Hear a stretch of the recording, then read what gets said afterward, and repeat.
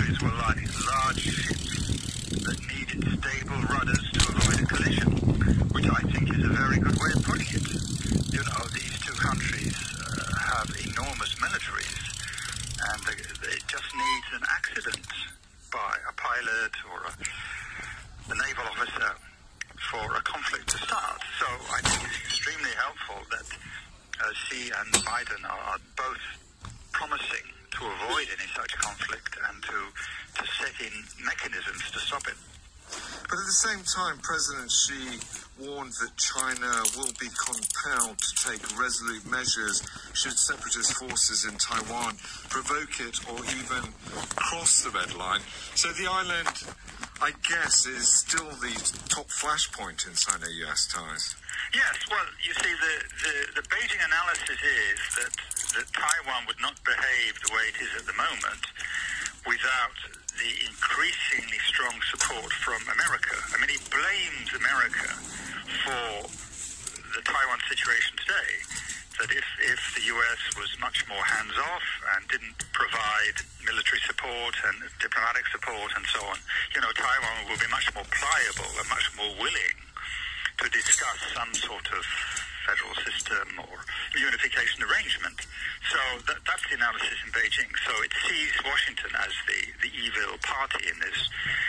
But unfortunately, what we've seen in the last 12 months is that the stronger the rhetoric from Beijing, the more the US supports Taiwan. So it's not a very successful strategy from China's point of view. It was also said by the White House that the two leaders discussed Hong Kong, Tibet and Xinjiang. Was there any surprise in that? Well, Biden is under a lot of pressure from Congress on these issues. I mean, the U.S. Congress doesn't want the U.S. to send any officials to the Beijing Olympics in February. Now, if it doesn't do that, that's extremely impolite gesture to China. Now, the White House hasn't replied as to whether it's going to do so. So I think Biden has to raise these issues and also report that he's raised these issues with President Xi in order to pacify his very strong opinion in Congress. But of course, in a way, you're wasting your time to talk about them because Mr. Xi is not going to give any concessions on these issues. I mean, for him, these are all red line issues. So Mr. Biden raised them, and I'm sure Mr. Xi gave a defense of them, and he's not going to change anything. But overall, as you say, the tenor of the whole virtual meeting was positive. So there is hope that, although these issues may not be resolved, the way they're discussed, the heat of it may be reduced. Oh, yes, and I think what everyone's worried about now is a possible conflict in the South China Sea or over Taiwan. And I think after today's meeting, we feel much more calmer about this because the leaders of the two countries spoke personally and they both said,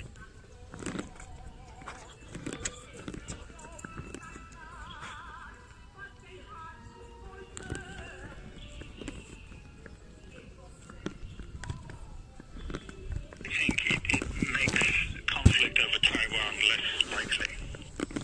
That's our China specialist, Mark O'Neill. The Chinese Communist Party has released an important document that promotes Xi Jinping as one of the country's greatest modern leaders. 2/3 of the text, which looks back at the party's 100-year history, is devoted to Mr. Xi and his achievements. It says money worship, hedonism and extreme individualism have developed in China. The Chief Executive, Carrie Lam, says the government will continue to facilitate the Hong Kong operations of international media, but she hasn't commented on the decision not to renew the work visa of a journalist at The Economist. Jimmy Choi reports.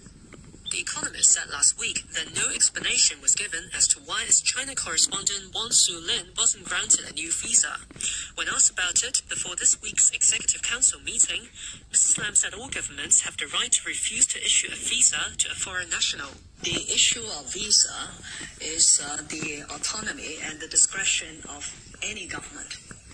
For example, standing here as the Chief Executive of the Hong Kong Special Administrative Region, I've been denied visa into the United States of America. Although I would dispute that, but that was the autonomy and the discretion of the U.S. government. So it is always the discretion of the Director of Immigration to decide on the circumstances of each case, to decide whether they will grant a visa or extend a visa or impose certain conditions on a visa. We do not comment on individual cases. The CE added the government will continue to facilitate the operations of foreign press in Hong Kong, saying past figures published by the Ministry of Foreign Affairs show that the SAR had continued to grant visas to foreign journalists. We will continue to facilitate their stay, their operation, their employment in Hong Kong in accordance with our policy. And of course, we now have also the piece of law or the national security law. So in all aspects of the government activities, national security is clearly a very important consideration. The Economist correspondent, who is Australian, is believed to be the fourth foreign journalist to be denied a work visa in the SAR in recent years. That's Jimmy Choi. Police in Britain investigating the bomb attack in Liverpool on Sunday say the main explosives failed to detonate. The only person to die when the bomb went off in the back of the cab in a hospital forecourt was the suspected bomber. The driver managed to escape. For the latest on the investigation, we're now joined by our UK correspondent, Gavin Gray. Good morning, Gavin. Hi there. So bring us up to date on the investigation. Well, the four people who have been arrested have now been released. However, there is now a suggestion that the main suspect who died in that attack has been named Zemed Al Sweelman, and it has been reported that he actually applied for asylum here in the UK back in 2014, so 7 years ago. It was rejected, and he appealed, and again, he lost his appeal.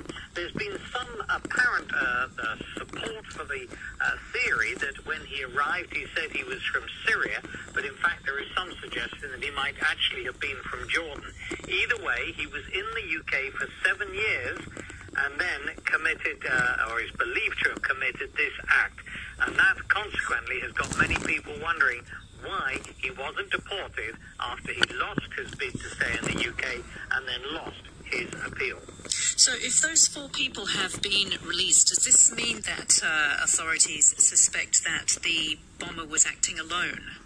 I think that's what it suggests, though we mustn't get too carried away with conjecture and so forth, but I think that is probably what it suggests, yes. A lot of other work has been going on. The fact that those four have been released doesn't mean that the investigation stops there, of course. There's been a lot of talk about how somebody would have the knowledge to put this particular type of device together and where they got that from. The answer could well be the internet, of course, and it is being said that many extreme and radical people have been online preying on those who have been alone during the pandemic and lockdown with only their computer for company in order to sort of try and draw them to what they see as a cause. Now, there are reports that in this case, Zemed Al Sweelman had actually been, at one point anyway, looked after concerns about his mental health. It was saying that he was wielding a large knife in pretty much the centre of Liverpool a couple of years back. So there are these various things now which of course you read about or hear about and then are stunned to hear that he was still in the UK. One further angle that was also coming to light is that he had converted to Christianity from Islam. And a great number of people are perhaps suggesting that this was because it might have meant he thought that gave him a greater chance of being given leave to remain in the UK. And so some people are now asking of the Christian churches how many asylum seekers have converted from Islam to Christianity. And what's the mood like in the city of Liverpool at the moment? Well, pretty scared, I think, is the answer, in that this happened, right next to the reception to a women's hospital where there were lots of newborns, lots of pregnant women. It was on Remembrance Sunday, so that has led to another theory that maybe this was a terrorist act that was deliberately timed to wreak havoc as other parts of the UK were commemorating that day.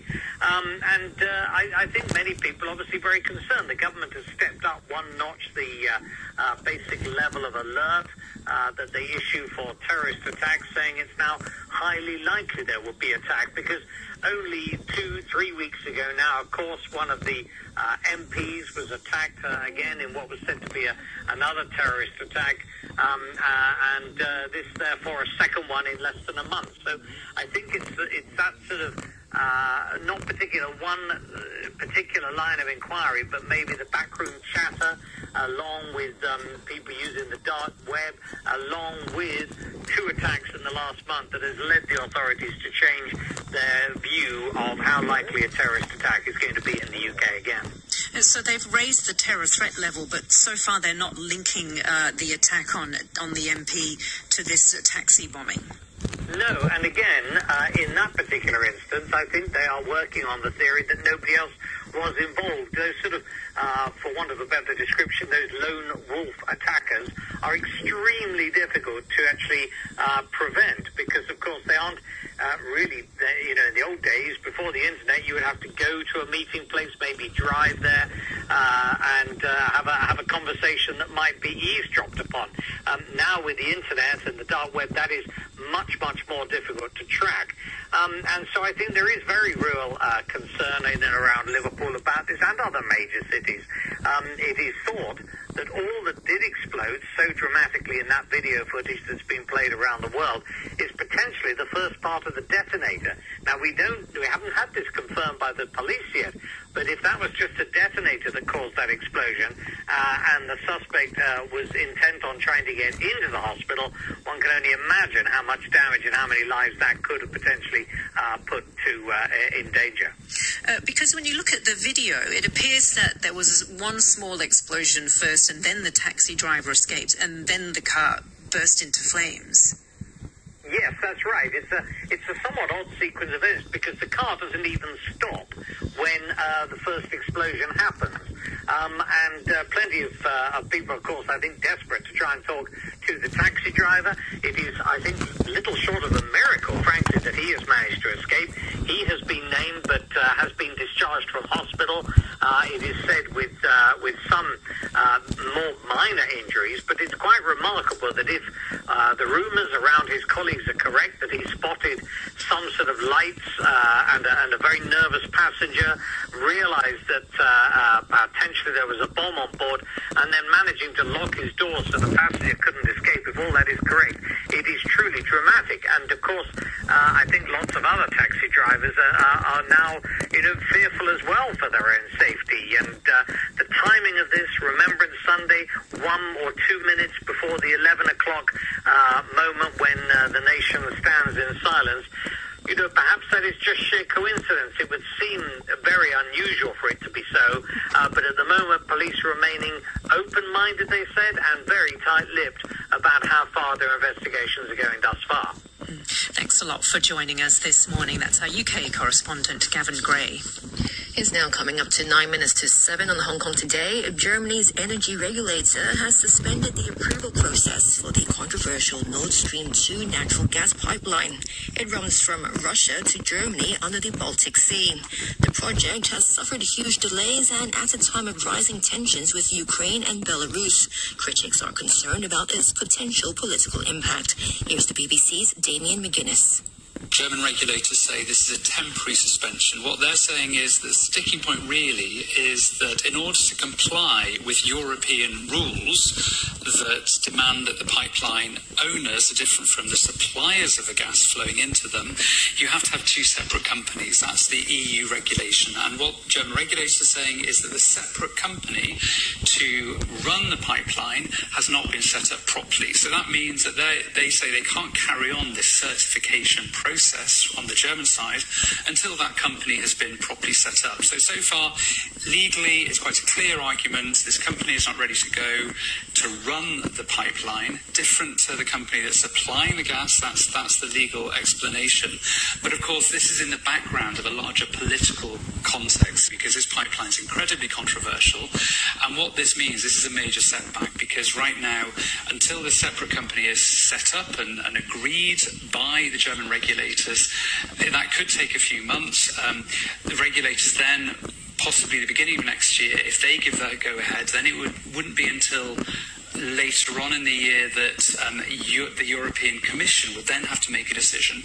So we're really talking, this whole process is setting back the running of the pipeline by months. This is a pipeline that's already built. In theory, it's ready to go, but it's being held up by these regulatory issues, really. US stocks have closed higher as earnings from home depot and retail sales data signalled solid consumer health and eased worries that the Federal Reserve may have to become more aggressive over rising inflation. Data showed retail sales jumped 1.7% in October, the largest gain since March, indicating Americans have begun holiday shopping early in an effort to avoid a shortage of goods amid stretched supply chains. The Dow rose marginally to 36,142. The S&P gained 0.3% to 4,700. 600, and the Nasdaq added 0.7% to 15,973. Other data showed US manufacturing output surged to a 2.5-year high in October. In Australia, a new agriculture visa could see seasonal workers from 10 Southeast Asian countries start to arrive by the end of the year. The government says protections are in place for migrants, but trade unions are warning that they risk exploitation and could be traded between farmers like a commodity. The BBC's Phil Mercer reports. The so-called ag visa aims to help Australian farmers who are desperate for overseas workers. The government has said it was the biggest ever change to the agricultural workforce. An agreement with Southeast Asian nations will complement an existing labour programme that's brought thousands of Pacific Islanders to Australia each year. However, campaigners have argued that the exploitation of temporary foreign workers is widespread. Michelle O'Neill is the president of the Australian Council of Trade Unions. We've got existing schemes that are allowing workers to be grossly exploited. We've seen time and time again workers being underpaid, terrible safety conditions where they're injured, and any scheme that links a worker's paycheck and their passport to being controlled by their boss is a dangerous scheme in terms of exploitation. Australia's Agriculture Minister David Littleproud concedes there is some wrongdoing in the sector, but he says that workers under the new scheme with Southeast Asian countries will be protected by Australia's Workplace Tribunal. They will be under the same industry awards as Australians. They're also making sure that we're doing pre-arrival briefings with these workers so they understand their rights. Lawyers, though, want better protection for all foreign workers. They're putting together a class action lawsuit to sue the Australian government for damages over the alleged mistreatment of migrant workers from the Pacific Islands. That's the BBC's Phil Mercer. Coming up next here on Hong Kong Today, we'll have the sports news. On the path to success, you must have heard the expression, one good turn deserves another. It's the same on the road.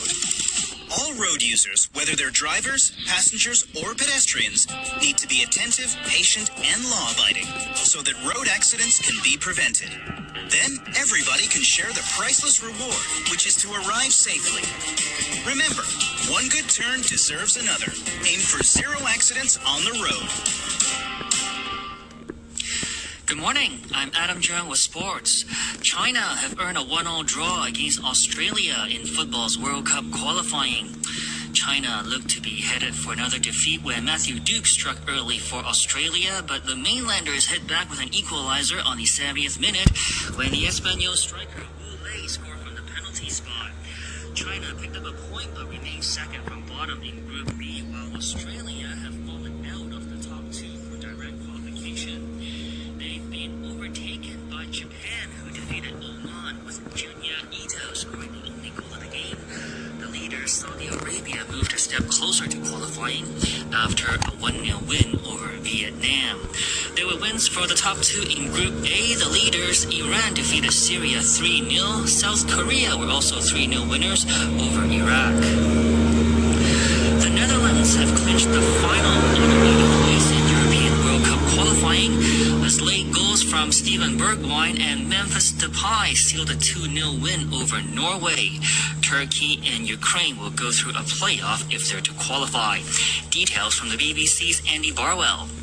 Netherlands booked their place at the World Cup finals in Qatar thanks to a 2-0 victory against Norway, who missed out on next year's tournament as a result. Late goals from Tottenham Hotspur player Steven Bergwijn and Barcelona's Memphis Depay ensured that the Dutch claimed top spot in Group G. Manchester City's Kevin De Bruyne scored for Belgium, who already made it through to Qatar from Group E. It was a 1-1 draw in Wales, and that result was enough for the Welsh to have home advantage in March when it comes to the playoff matches in Europe. And Group D winners France finished off with a 2-0 victory in Finland. The scorers Karim Benzema and Kylian Mbappe. Now to motorsports. Zhou Guanyu is to become the first Formula One Chinese driver after signing to race for Alfa Romeo next season. Zhou replaces Antonio Giovinazzi and will team up with Valtteri Bottas, who will be leaving Mercedes. Alfa Romeo described their new signing as a trailblazer who will write a pivotal page in China's motorsport history. Here's their team principal, Frederick Vasseur. If you consider on the top that it will be the first Chinese driver in F1, real one, let's say, mega news. It's a mega news for us, for the company, for our sponsors, and also for the F1 in general. Tennis now, and the season-ending ATP Tour Finals. The Italian Matteo Berrettini was forced to withdraw from the event in Turin after failing to recover from an injury. And that means the defending champion Daniil Medvedev is through to the last four as a group winner. The Russian got past Alexander Zverev 6-3, 6-7, 7-6 in a dramatic match. The second-seeded Medvedev missed 2 match points in the deciding set tiebreak, but then he got over the line at the third time of asking, and he now leads Zverev 6-5 in their head-to-head, having also beaten him in the round-robin stage last year. And finally, the Hong Kong Rugby Union has confirmed that next year's Sevens tournament will be postponed from the original April date to the first weekend of November. The Rugby Union said it would be impossible to stage the event under the current COVID-19 restrictions. The Sevens were last held in Hong Kong in 2019. And that's your look at sports. Thanks, Adam. The weather for today, mainly fine. The top temperature will be around 27 degrees. Winds moderate east to northeasterlies. Right now it's 22 degrees. Relative humidity 80%. RTHK News. It's 7 o'clock. I'm Todd Harding. Gas prices in Europe have surged almost 10% after the German authorities suspended the certification of the controversial Nord Stream 2 pipeline under the Baltic Sea.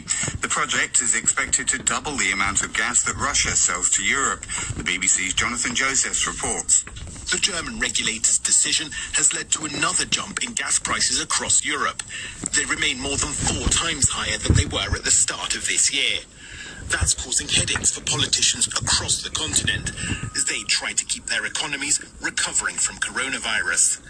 At the same time, they have to balance concerns that adding to an already high energy dependence on Russia will leave them more vulnerable to Moscow's influence. Meanwhile, the boss of one of the world's biggest commodity traders, Trafigura, has warned Europe doesn't have enough gas for the winter and is at risk of rolling blackouts. The Reuters news agency says the president of the American Chamber of Commerce in Hong Kong, Tara Joseph, is resigning. Ms. Joseph, who's currently said to be in the United States, reportedly made the move over the strict quarantine requirements here, which she has been lobbying the SAR government to ease on behalf of the Chamber's members. But she said Hong Kong would still appeal to people who don't mind the new normal, saying there was always potential here. RTHK has attempted to contact Ms. Joseph for comment. Food Panda management and courier representatives look set to meet again tomorrow after failing to reach a consensus to avoid further strike action following hours of talks. The workers say they're unhappy with the food delivery platform's decision to cut delivery fees and suspensions triggered by customer complaints. Wasak Fida helped manage last weekend's industrial action, which disrupted deliveries in Tsim Sha Tsui and To Kwa Wan. He was speaking yesterday evening. They are not promising. They are giving us good offers, some incentives and some bonuses, but we are not agree on the bonuses. We need some surety for our basics. Bonus is like just for the company competition with other companies. When they need it, they give us bonus. So we don't need the bonus. So we're asking for our basic surety. Earlier this week, Food Panda said cutting base service fees for certain districts didn't necessarily mean workers would earn less. Hong Kong Disneyland Park says it will temporarily close today to ensure cast members can complete a COVID test. Yesterday, the government issued a compulsory testing notice for anyone who'd been at the park between 11 a.m. and 6 p.m. on Sunday. The tests have to be taken before tomorrow. The park said it was acting out of an abundance of caution. Macau's chief executive, Ho Yat-seng, has announced that each permanent resident will receive a cash handout of 10,000 patakas next year, while non-permanent residents will get 6,000.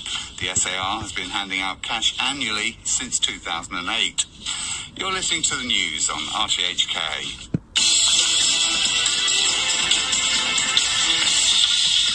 It's Todd Harding in our newsroom. This is Hong Kong Today with me, Janice Wong, and Samantha Butler. Coming up in the next half hour, the president of the American Chamber of Commerce, Tara Joseph, reportedly resigns over the strict quarantine requirements here. The rugby union confirms next year's Hong Kong Sevens will be delayed until November. And a former cricket player tells British MPs that the sport is institutionally racist in England. There was comments such as, you lot sit over there near the toilets. Elephant washers felt isolated, humiliated at times. But first, the chief executive says Hong Kong is prepared to take further action to reduce the risk of air crew spreading COVID-19 after the infections of 3 Cathay Pacific cargo pilots. Carrie Lam says an increase in such cases could have an adverse effect on the city's anti-epidemic work. Timmy Sung reports. 130 Cathay cargo pilots have been ordered to go into quarantine for 21 days, a decision which the CE said has already affected the supply of goods to Hong Kong. They have stayed in the same hotel in Frankfurt as the 3 pilots who tested positive after they returned to Hong Kong. Carrie Lam noted the airline has taken additional steps to limit the movements of aircrew by not allowing them to go out in the first 3 days after their return to Hong Kong, unless their activity was deemed essential. According to an internal Cathay memo, they are also told to avoid social gatherings. The chief executive described the measures taken as appropriate and said more could be done if additional cases emerge.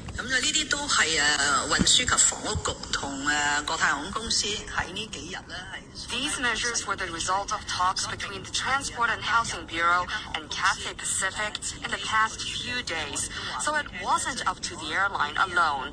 We told Cathay that if there are further cases, society will be highly concerned, and they may affect Hong Kong's anti-epidemic efforts as a whole.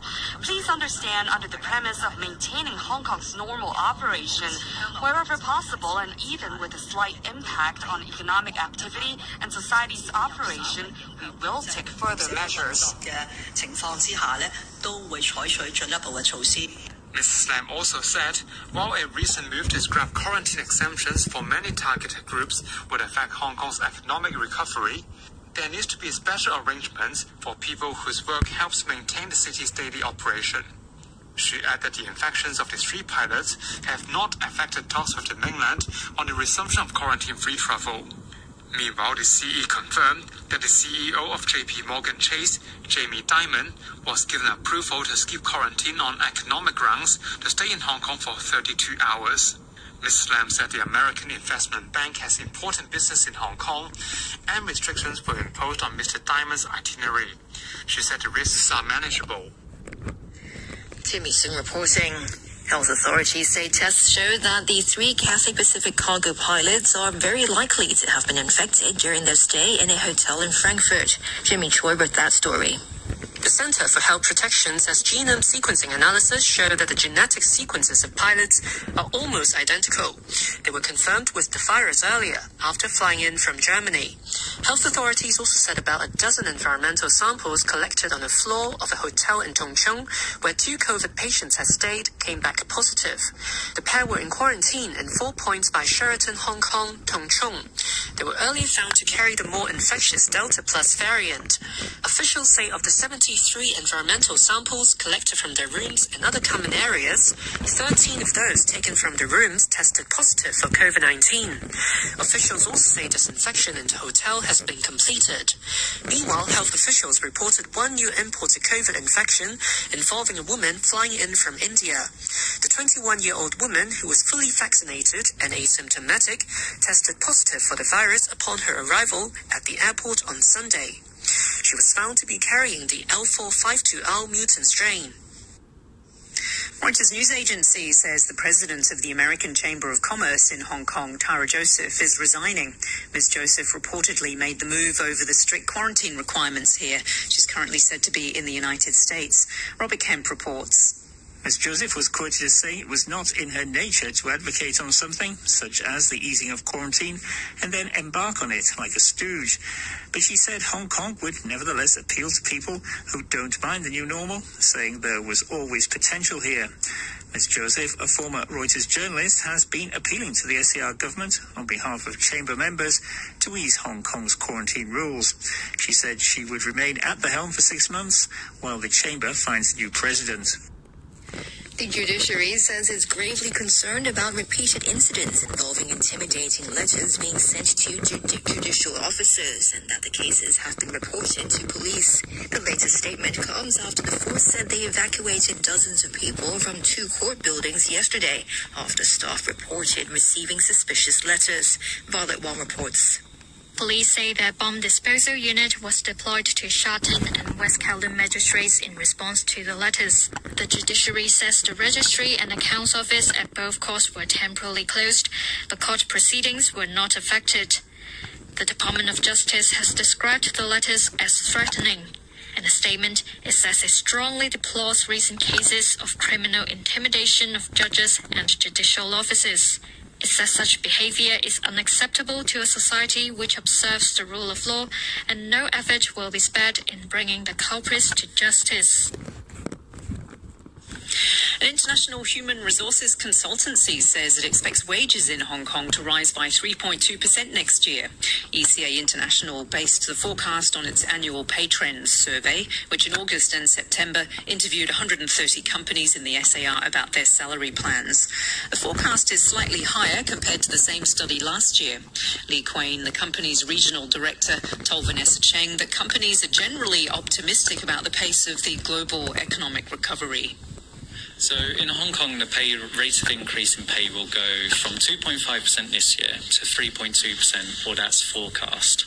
In terms of industries, we expect most industries to fall within this rate of growth. There may be some industries that perform a little bit better. For example, historically, we see technology sector as well as financial services paying a little bit more.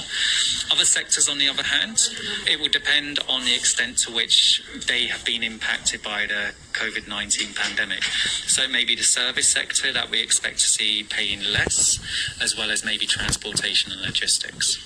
Are there any reasons supporting the trend of salary increase despite the COVID-19 situation? Although we had COVID-19 and we continue to be impacted by COVID-19, the global economy was quite resilient. We seem to have coped with it quite well from an economic perspective.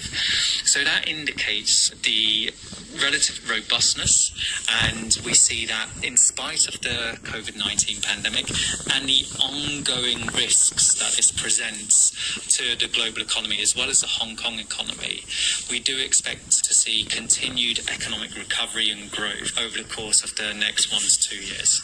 So this survey is only a forecast. Is it likely that in most cases the forecast will reflect on real situations, or maybe in some cases some companies won't guarantee such a pay rise at last? That's very true. So generally speaking, when we ask companies to provide their forecast for the subsequent year, generally most companies are more optimistic than what reality really bears out. It's also important to bear in mind that when we asked companies last year how much they were expecting to increase salaries in 2021, so this year, they were actually forecasting to be able to increase salaries by 3.2% this year, but it actually only translated to 2.5%, so below what they were expecting. So if that trend still holds, we would probably expect that many companies will not be able to actually pay 3.2% rate of increase next year. But again, that depends on other external factors such as the pace of the global economic recovery, perhaps. When compared to other regional cities, is Hong Kong's situation optimistic? I think if you compare with the region overall, obviously rates of growth in Hong Kong in 2021 were below the Asia-Pacific average.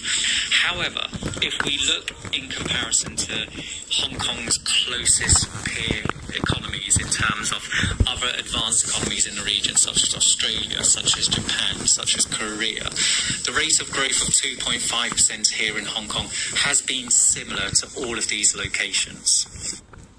That's Lee Quain speaking there to Vanessa Cheng. Official figures show the SAR's unemployment situation is continuing to ease. Unemployment was at 4.3% for the 3 months to October, down from 4.5% in the period to September. The Labour Secretary Lo Chi-kwong said the scope for further falls was limited by the effective freeze on inbound tourism.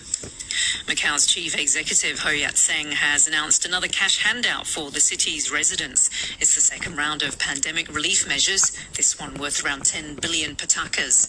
Wendy Wong reports. Macau has been handing out cash every year since 2008. Next year, there will be payouts of 10,000 patakas for permanent residents and 6,000 for the non-permanents. In his policy address, Mr. Ho said, as Macau contains COVID-19 and more residents get vaccinated, the SAR hopes to be able to relax travel restrictions next year to boost the tourism industry and the wider economy. The tourism industry is still an important pillar of Macau's economy. Facilitating the recovery of the tourism sector is key to boosting the economy. As we control the pandemic and ensure the situation is stable, we should resume normal travel as soon as possible with nearby regions, in particular the mainland and Hong Kong, and attract tourists to visit Macau. Mr. Ho noted that various sectors have been hit hard by the pandemic in the past year, but said the SAR's GDP is expected to see double-digit growth compared to 2020. Wendy Wong. The Hong Kong Rugby Union has confirmed that next year's Hong Kong Sevens will be postponed. Organisers plan to hold the event in April, but now say it will be delayed to November. The Sevens was last held in Hong Kong in 2019. The union's chief executive officer, Robbie McRobbie, told Timmy Sung why they needed to reschedule. It's basically because the prevailing quarantine and travel restrictions are such that it's too difficult to bring in international teams. And have you talked to the government about the quarantine arrangements and what were the response like? Yeah, Home Affairs Bureau have been very supportive throughout this process. I think, as we all know, at this point in time, the focus is on trying to get the border with the mainland open. I think at this point in time, it's more a question of the government tightening up on quarantine exemptions rather than easing restrictions to ensure that the zero COVID policy is maintained and that border is opened as soon as possible. Is the union disappointed that the Rugby 7 is once again postponed? As I understand that the last Rugby 7 was held in Hong Kong back in 2019. Yeah, we're very disappointed for the rugby community here in Hong Kong and the fans around the world who look forward to the event. But equally, public health is the number one priority, and we respect that. We will just refocus our efforts on doing everything we can to ensure that the Sevens is back. The new dates that will be given by World Rugby to the 4th to the 6th of November in 2022, and make sure that we're ready for that. I mean, if it is not possible, how would that affect Hong Kong's reputation in the rugby world? As the last time Hong Kong held such an event was back in 2019. I don't think it's so much affecting Hong Kong's reputation in the rugby world. I mean, I think that for all of the major sports events, the M-Mark events, it's important that we retain our respective places in the global sporting calendar.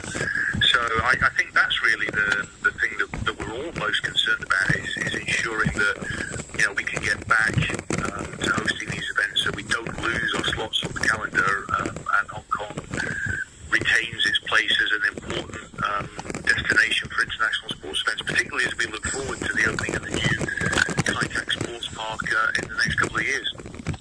So will Hong Kong be lose out in this international sporting calendar if we are still unable to hold a mega event like this? I think at this point in time, I think the world is still coming to terms with COVID, and we're not in that situation yet. And Hong Kong remains an important destination, whether it be for tennis or golf or rugby, football. So no, we're not at that stage yet. But I think that the sooner everybody in Hong Kong gets vaccinated, the sooner we get the border with the mainland open, the sooner we can resume international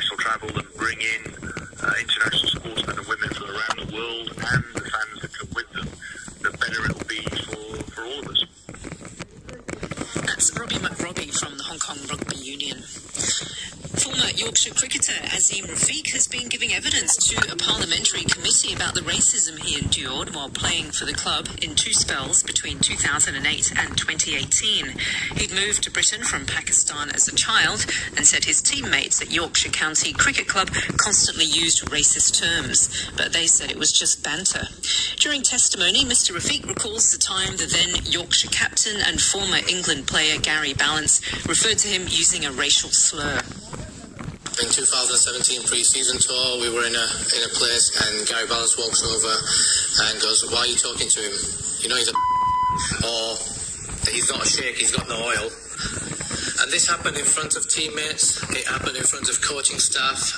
We were on a bus trip in London to Surrey game and we went past a couple of men with beard and it was like, "Well, is that your dad? If we go past a corner shop, or does your uncle own this?"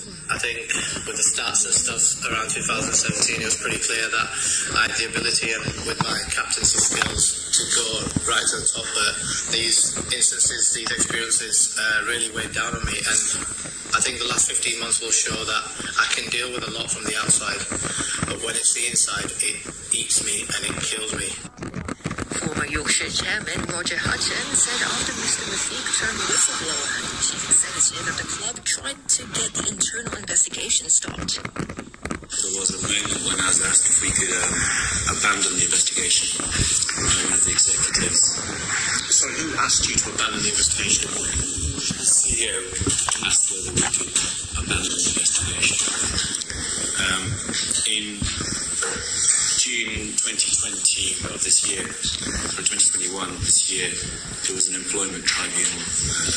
The non-executives and I were very anxious that for good reason that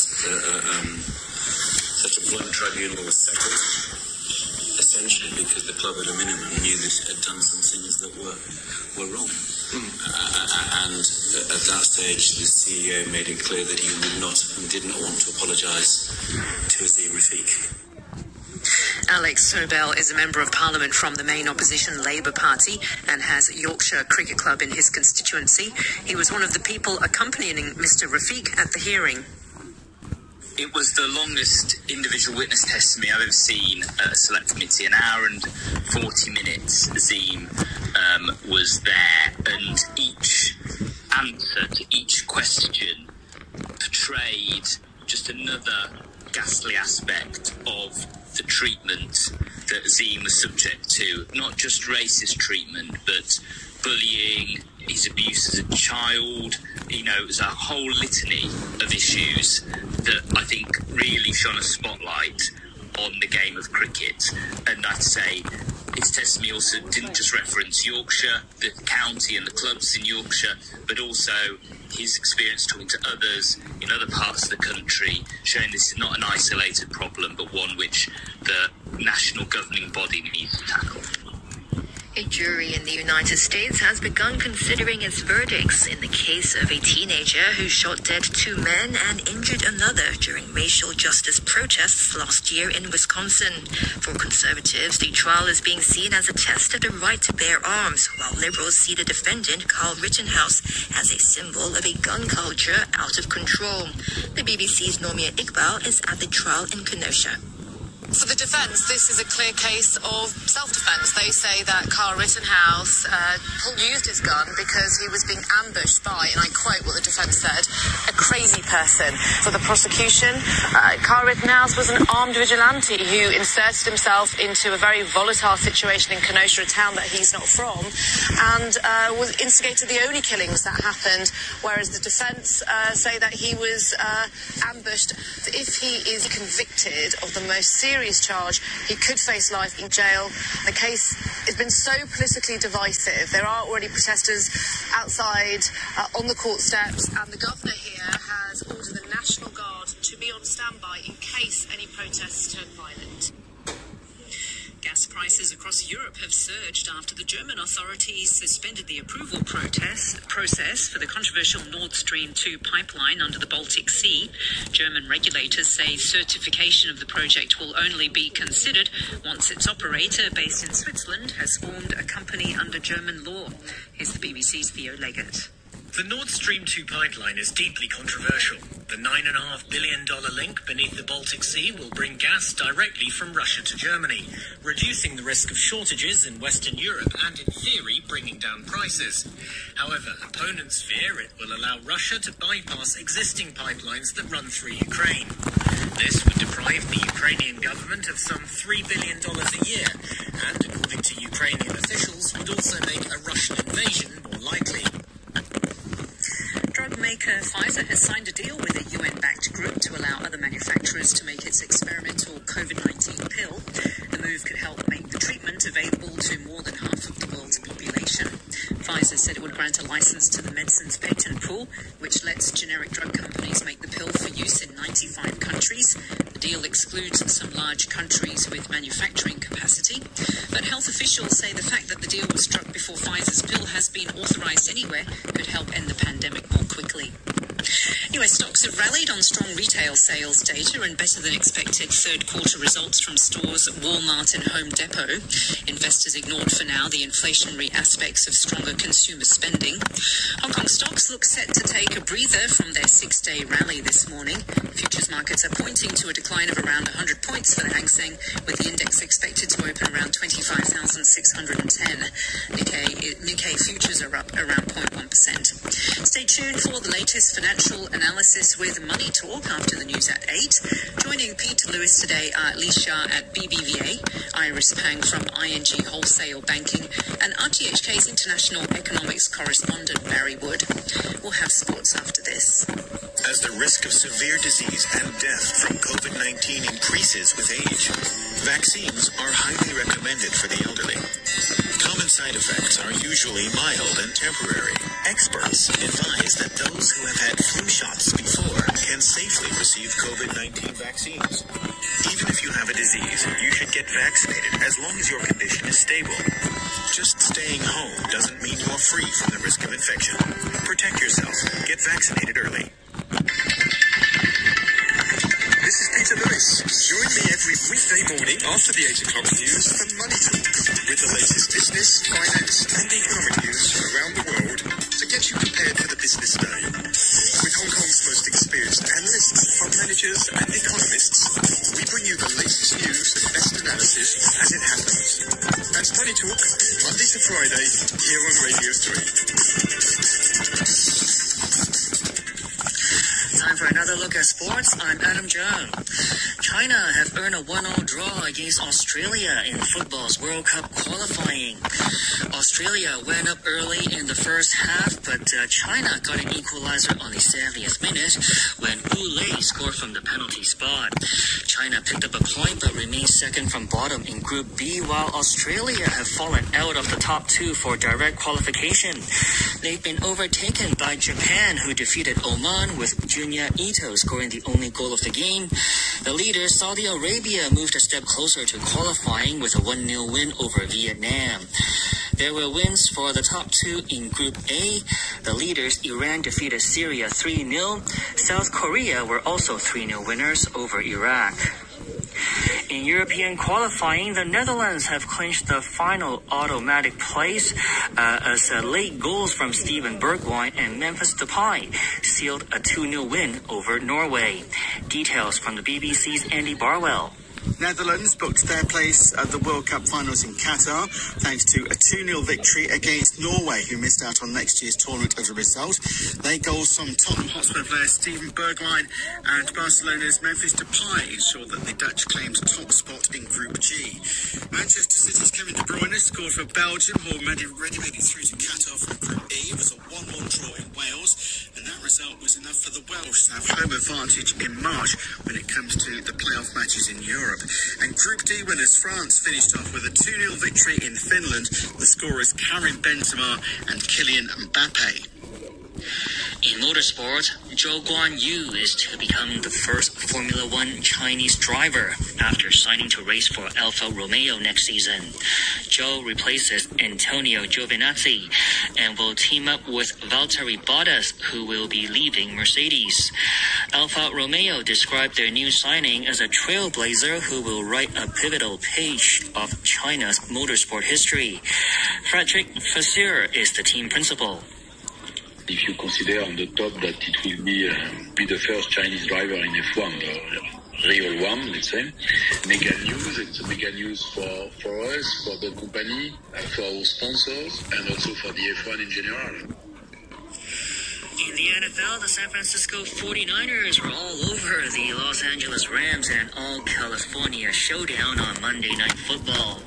Quarterback Jimmy Garoppolo threw 2 touchdown passes for San Francisco, and the defense did their job shutting down the Rams' offense. It finished 31-10. The Niners improved their record to 4-5. The Rams dropped to 7-3 and remain 1 game behind the Arizona Cardinals in the NFC West. Rams head coach Sean McVay says his team will need to regroup after this loss. We didn't play well enough to win that game tonight. Obviously, hats off to the 49ers. This was a humbling night for us as a team and a great opportunity for us to be able to take a deep breath, step away, look at the things that we need to correct, particularly offensively over the last couple weeks.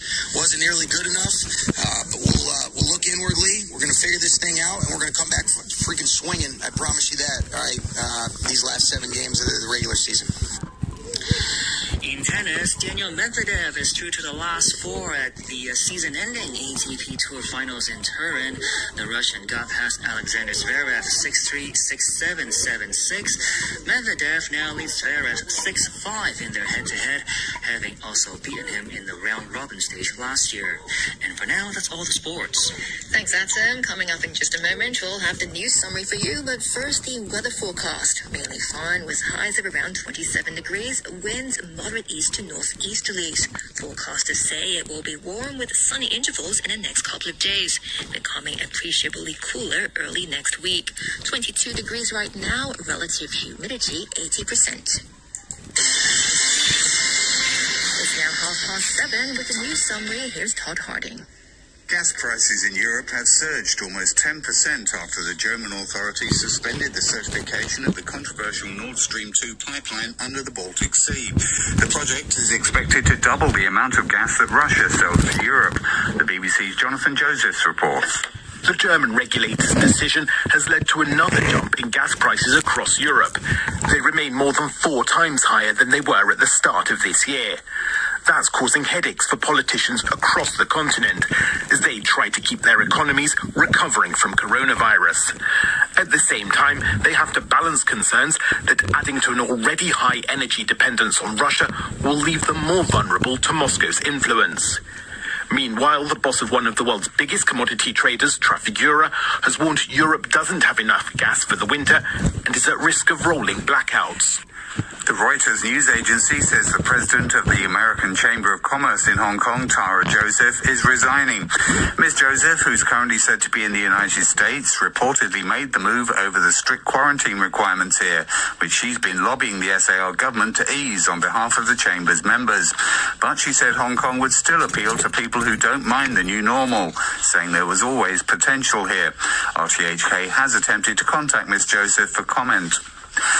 Food Panda management and courier representatives look set to meet again tomorrow after failing to reach a consensus to avoid further strike action following hours of talks.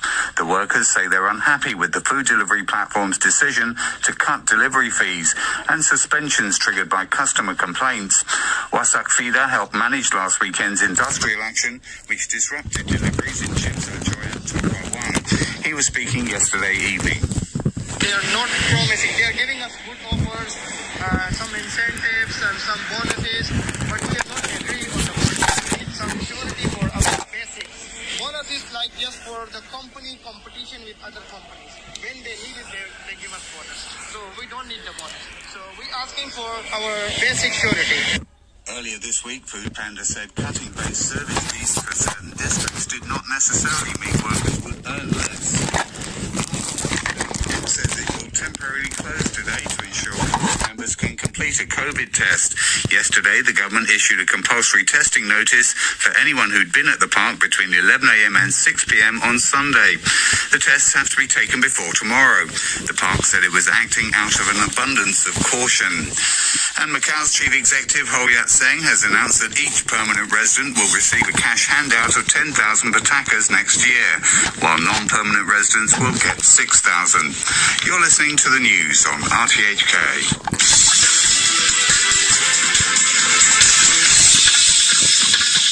Thanks to Todd Harding in our newsroom. This is Hong Kong Today with Janice Wong and me, Samantha Butler.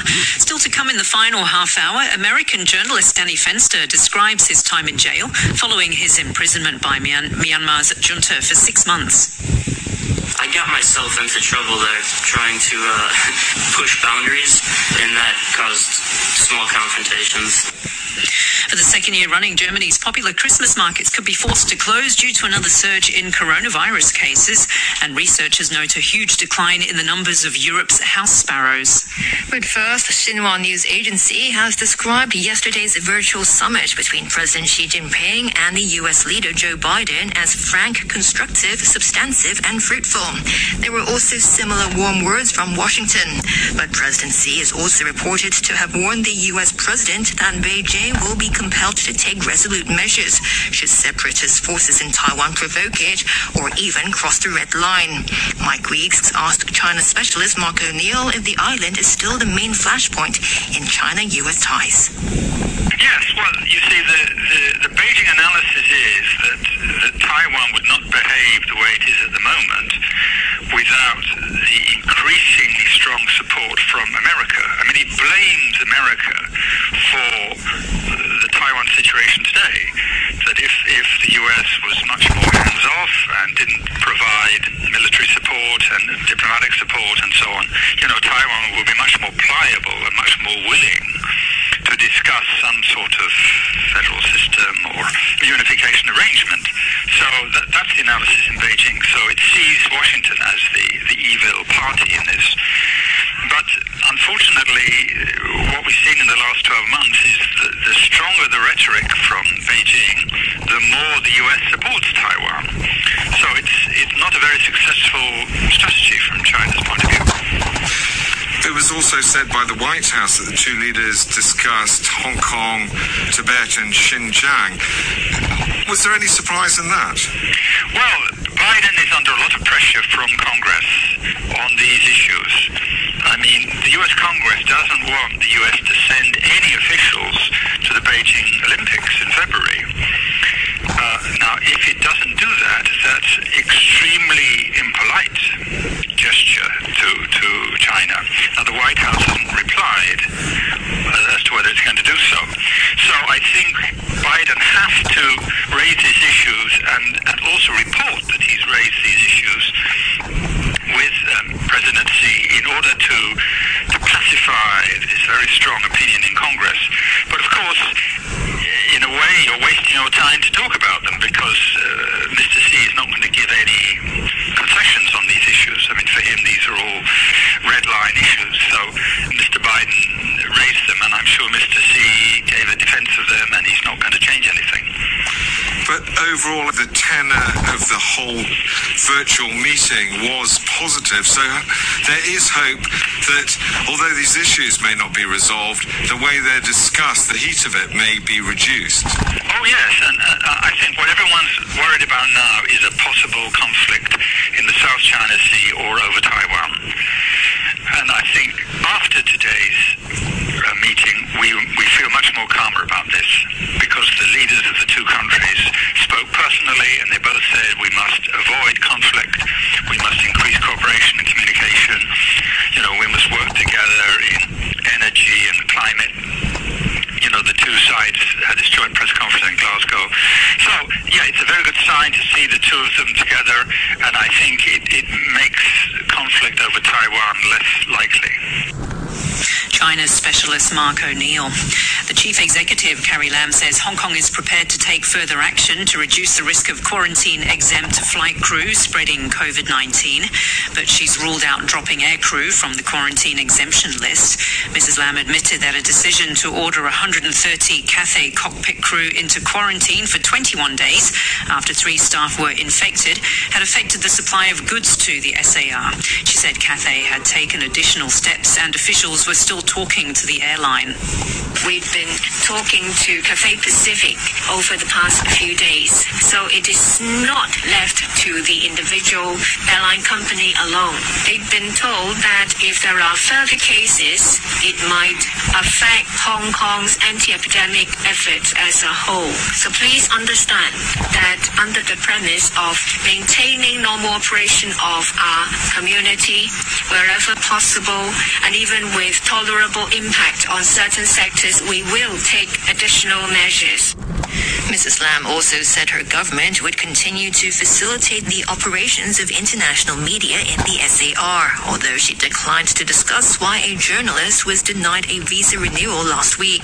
The chief executive was asked about the case of Wang Xulin, a China correspondent for The Economist, ahead of yesterday's EXCO meeting. Mrs. Lam said any government had the right to refuse to issue a visa to a foreign national. For example, standing here as the chief executive of the Hong Kong Special Administrative Region, I've been denied visa into the United States of America. Although I would dispute that, but that was the autonomy and the discretion of the U.S. government. So it is always the discretion of the Director of Immigration to decide on the circumstances of each case, to decide whether they will grant a visa or extend a visa or impose certain conditions on a visa. A study conducted by City University has found that Hong Kong people are more drawn to conspiracy theories when considering whether to receive a coronavirus vaccination. Researchers from the university came up with the conclusion after surveying more than 7,000 people from the SAR, Singapore, Japan, South Korea, the United States and the United Kingdom. An associate professor in public policy, Edmund Cheng, said, for example, a higher proportion of people in Hong Kong believed that the jabs could alter their DNA. He told Wendy Wong that many people were also convinced that the vaccines were only used by drug companies to make money. There are 3 items. One is that the vaccine will alter human DNA.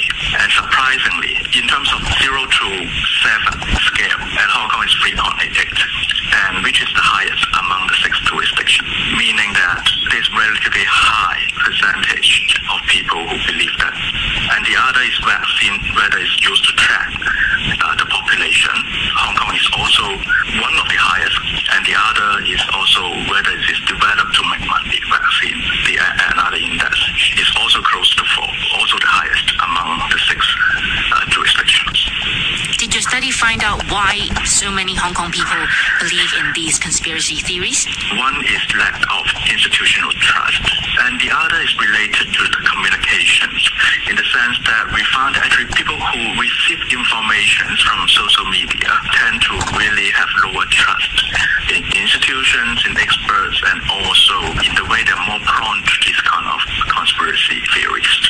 Are you surprised by your finding? Because many Hong Kong people are educated. Why are they so easily influenced by these conspiracy theories? I think first of all, pandemic is very abnormal. Why people don't really have this kind of medical trainings and knowledge. In every society, actually, it's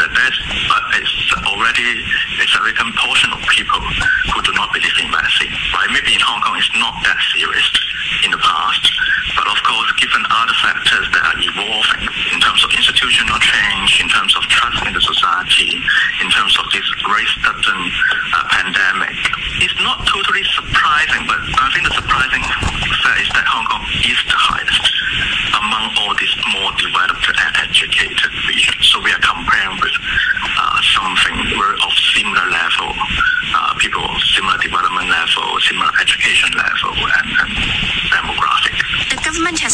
lot of promotion, education and clarification in relation to vaccination. What more can it do to convince the remaining 30% people to get vaccinated? The government may count on the more trustworthy medical experts to use more easily understood languages or scientific findings to really relieve people's anxiety and stress and worries about that. But I think that is somehow quite urgent. If you look at the vaccine intake rate, it has dropped significantly compared with the high tide in August. But of course, that's also related to Hong Kong situation. I think people may not sense the urgency, given that Hong Kong has no COVID cases for quite some time. So it is also another factor that may influence the people's behavior compared with most of the other regions who we've surveyed under this kind of threat, and people were more willing to take vaccine. Professor Edmund Chang speaking there to Wendy Wong. It's now 17 minutes to 8 on Hong Kong Today.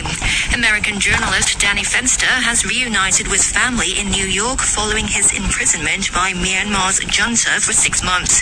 He was the managing editor of the magazine Frontier Myanmar until he was arrested in May by the military regime. Last week, he was sentenced to 11 years in prison, but just as abruptly, on Monday, he was pardoned and freed. He arrived yesterday in New York with a man who helped secure his freedom, the former senior U.S. diplomat Bill Richardson. Mr. Fenster spoke to reporters at a press conference describing his time in prison. I got myself into trouble there trying to push boundaries, and that caused small confrontations. I wanted to sleep with the lights off. They wanted the lights on, so we would have a little tug of war about that. Things like that, small things, stupid things. I came in there at first with an attitude that I'm not going to be here very long. I'm going to stand my ground, and it didn't take too long to figure out that I didn't have a whole lot of ground to stand on. A spokesman for Myanmar's military has denied that anything was promised in return for Danny Fenster's release. Anna Marie Evans asked RTHK's Southeast Asia correspondent Luke Hunt for more on Mr. Fenster's arrest 6 months ago. I suspect he was on a list, a very long list. Seems to work for Myanmar now, and he resigned mid last year. But he was on a list of people that the junta wanted arrested from that publication, even after it was closed. So despite working for Frontier Myanmar, they still wanted him, and he was on the list, and he went through the airport. Now, I know a lot of Burmese people who live around the region, and their biggest fear is going home because they will be arrested at the airport. That's usually when they get back. And he was charged and spent more than 6 months in prison. So they were just making an example of him, do you think, or? Partly that, partly, a lot of it is they don't care. What they want is round them up, all of them. Police knock on the doors and they go through them one by one by one by one, and they pick them up when they can. They jailed him for 6 months, or they held him in custody for 6 months, then sentenced him to 11 years a day before freeing him. What was that all about?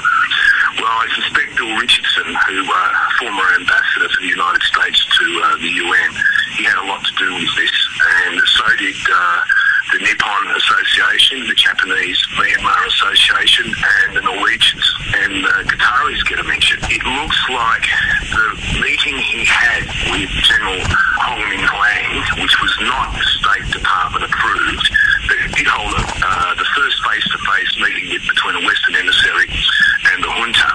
And during that meeting, Richardson has said that the two items up for discussion were humanitarian and vaccinations. Now, Myanmar has just 15% of its population vaccinated against COVID-19. They are desperate for vaccinations, and I suspect that had a lot to do with Danny Fenster being released. That's Luke Hunt, our Southeast Asia correspondent.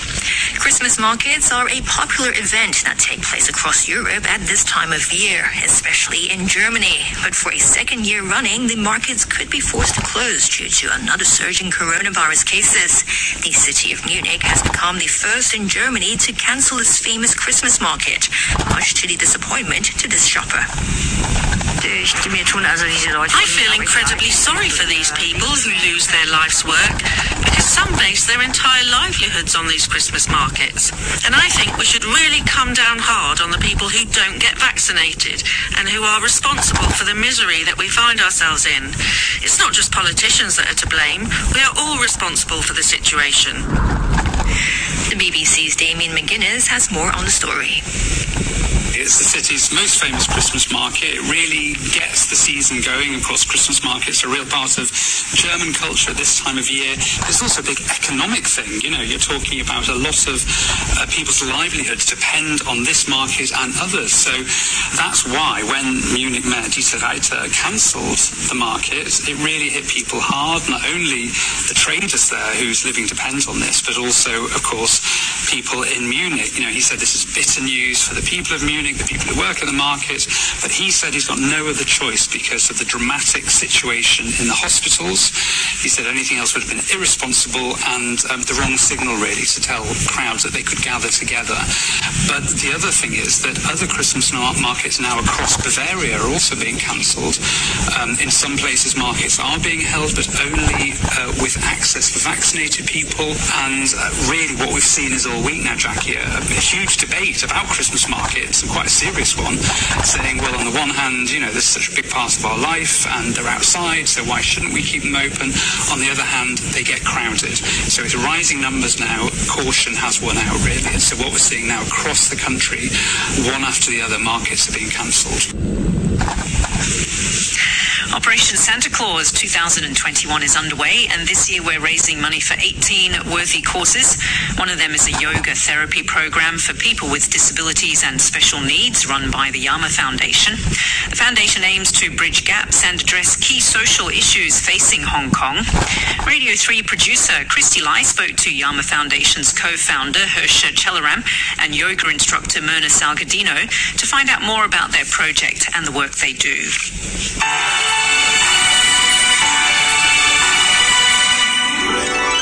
Yama Foundation is a small charity based in Hong Kong, and we provide equitable access to well-being services targeted at Hong Kong's most vulnerable communities, providing yoga, art, and meditation programs to people with disabilities and special needs, people living in poverty, and people suffering from poor mental health. So we're really excited to be part of the OSC 2021 cohort. We're super excited. We have a number of programs, and two of the programs that Operation Santa Claus will be supporting is our yoga therapy scheme.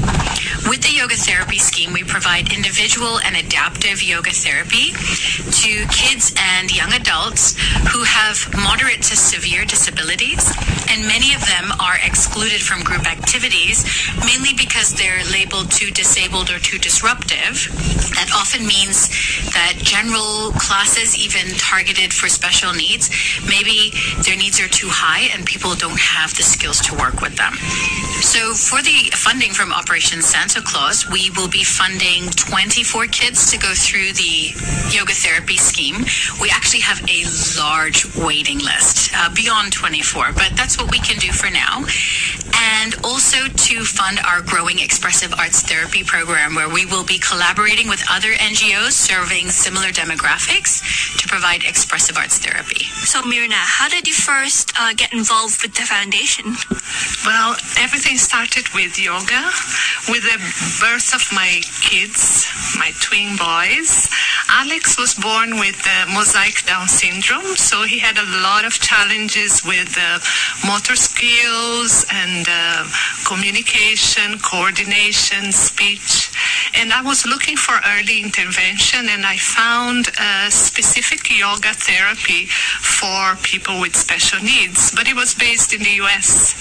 And Hersha here in Hong Kong was teaching that technique. So Alex, my son, was one of the first students of Yama Foundation. Through Alex's practice of yoga, we could sense his well-being. He was a happy, confident child. And during his classes, even his neurotypical brother would join, and I would join his yoga classes.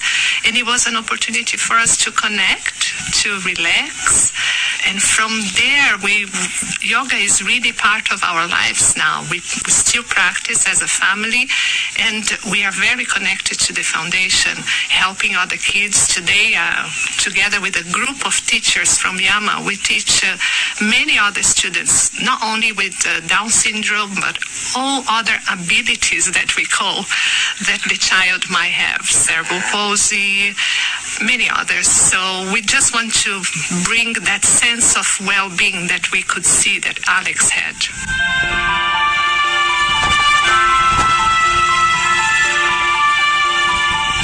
And that was Hersha Chelaram and Myrna Salgadino from the Yama Foundation. If you want to know more or wish to make a donation to Operation Santa 2021, visit our website at hkosc.org. Just a quick look at some business headlines. Gas prices across Europe have surged after the German authorities suspended the approval process for the controversial Nord Stream 2 pipeline under the Baltic Sea.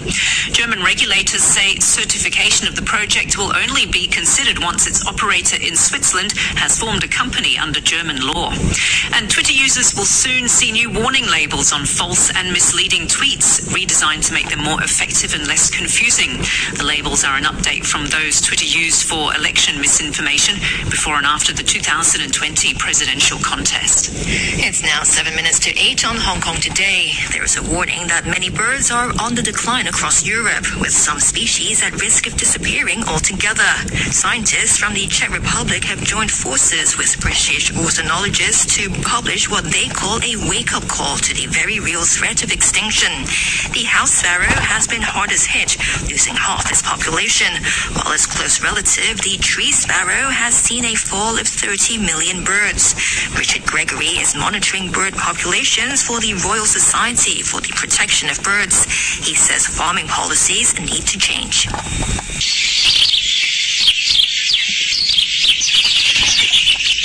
The decline of birds across the European Union that we've shown in our study, I think tells us something about how we're using the land to produce food and fibre, how we're living alongside nature. So birds that have declined most among those species we looked at are those birds associated with agriculture and grassland. So it does seem to be the way we're using the agricultural land to produce food, and the farmland policies what are driving these big declines in the abundance of birds right across the European Union. The study shows that 1 in every 6 birds, a loss of 600 million breeding birds in total, have disappeared over less than 4 decades. Professor Gregory says action must be taken now. The genuine prospect that we see each spring a much quieter countryside around us, the world around us will be much quieter and much poorer for the loss of birdsong around us. That's what's happened. Our statistics tell us that European bird populations have declined. This amazing number of 600 million as a net change. But we also know there are real signs of hope there. We know that for some of the rarer and scarcer birds, we have conservation actions, and that's backed up by European legislation, the EU Birds and Habitats Directives, that have really delivered recovery. So we actually know what we have in a toolbox, the mechanisms to bring back bird populations. We just need to really scale those up, really ramp them up in coming years and decades to make that happen and bring nature back. That's Professor Richard Gregory from the Royal Society for the Protection of Birds. Coming up next here on Hong Kong Today, we'll have more sports. This vote ensures patriots administering Hong Kong good governance, bringing a brighter future, prosperity and stability. The Legislative Council general election will be held on December 19th. The Legislative Council shall be composed of 90 members, 20 in geographical constituencies, 30 in functional constituencies, and 40 in the Election Committee constituency. For inquiries, please call 28911001. Improve electoral system. Ensure patriots administering Hong Kong. Time for our last look at sports. I'm Adam Zhang. China's football team kept their slim hopes of making next year's World Cup after earning a 1-1 draw against Australia in their Group B qualifier played in the UAE.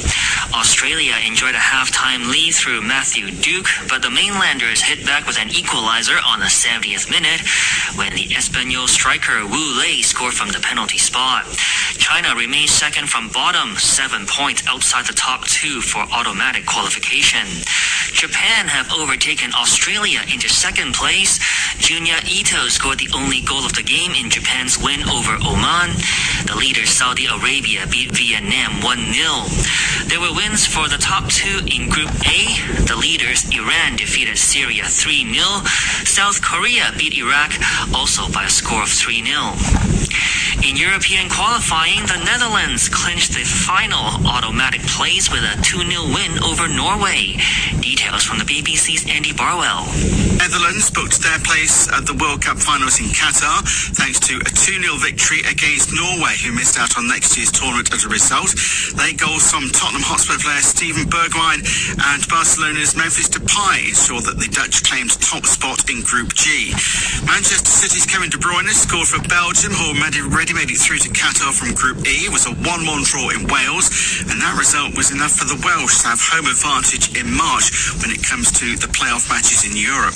And Group D winners France finished off with a 2-0 victory in Finland. The scorers Karim Benzema and Kylian Mbappe. In motorsports, Zhou Guanyu is to become the first Formula One Chinese driver after signing to race for Alfa Romeo next season. Zhou replaces Antonio Giovinazzi and will team up with Valtteri Bottas, who will be leaving Mercedes. Alfa Romeo described their new signing as a trailblazer who will write a pivotal page in China's motorsport history. Frederick Vasseur is the team principal. If you consider on the top that it will be the first Chinese driver in F1, real one, let's say, mega news. It's a mega news for us, for the company, for our sponsors, and also for the F1 in general. Defending champion Daniel Medvedev is through to the last 4 at the tennis ATP Tour Finals in Turin. The Russian got past Alexander Zverev 6-3, 6-7, 7-6. He now leads Zverev 6-5 in their head-to-head, having also beaten him in the round-robin stage last year. Medvedev's progression was confirmed after the Italian Matteo Berrettini was forced to withdraw from the event with an injury.